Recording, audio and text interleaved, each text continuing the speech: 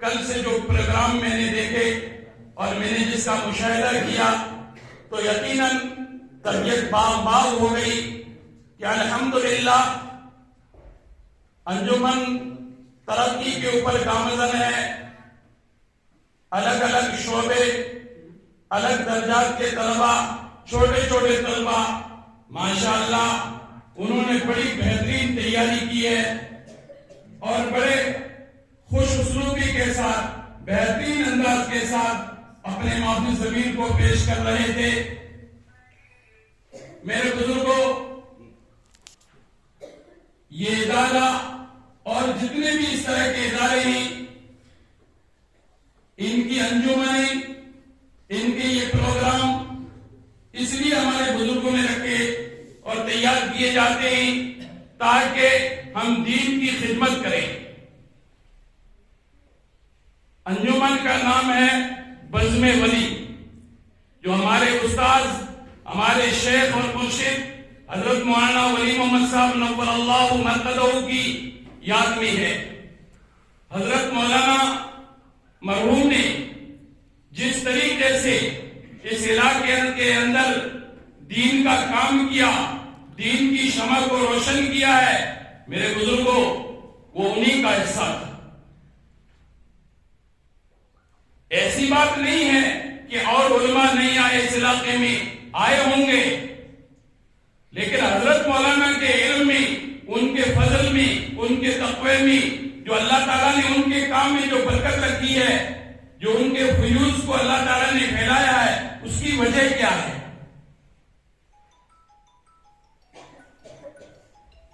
یہی بات غالباً حضرت تھانوی رحمۃ اللہ علیہ نے بھی لکھی ہے کہ بھائی ہمارے حضرت گنگوئی، حضرت نانوتوی رحمۃ اللہ علیہ یہ بزرگان دین تھے، تو کیا ایسا تھا کہ ان کے زمانے میں ان کے برابر کا کوئی عالم نہیں تھا؟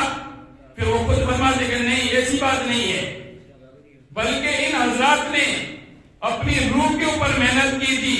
اخلاص اور تقوی میں یہ حضرات ممتاز تھے. اسی وجہ سے ان کے علم میں، ان کے کام میں، ان کی دعوت میں، ان کے دین کے پھیلانے کے کام میں اللہ نے وہ برکتیں دی اور ایسا عالمگیر ان کا کام بنایا کہ صدیوں پر محیط ہو گیا. یہی حال جو ہے حضرت مولانا ولی محمد صاحب نور اللہ مرقدہ کا ہے.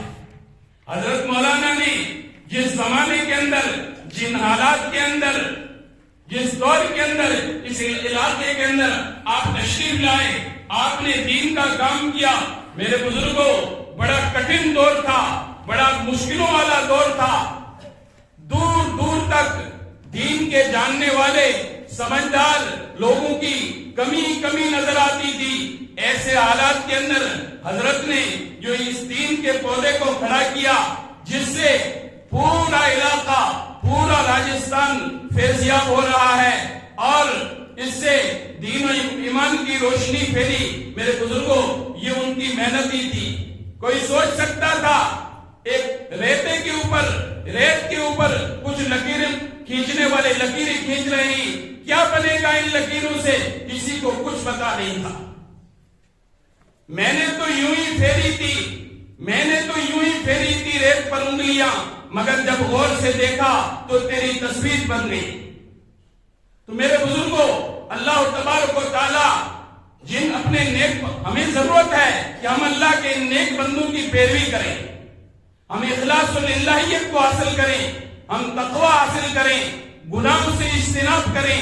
اور ہمارے بزرگوں کا جو طریقہ تھا، ان کی جس طریقے سے انہوں نے زندگی گزاری ہے، اسی انداز سے ہم زندگی گزاریں. تبھی جا کر کے ان بزرگوں کا مشن جو ہے پورا ہوگا.